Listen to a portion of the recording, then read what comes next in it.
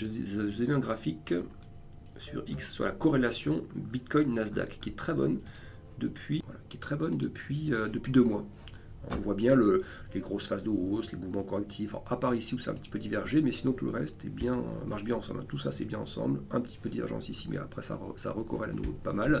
Donc voilà, on se fait le Bitcoin du coup, un peu comme le Nasdaq, c'est-à-dire si vous avez une grosse aversion au risque, Nasdaq ou autre, que le Nasdaq repère 3-4%, je vois pas pourquoi le Bitcoin ne retomberait pas sous 100 000, direction les 90 000, vous voyez.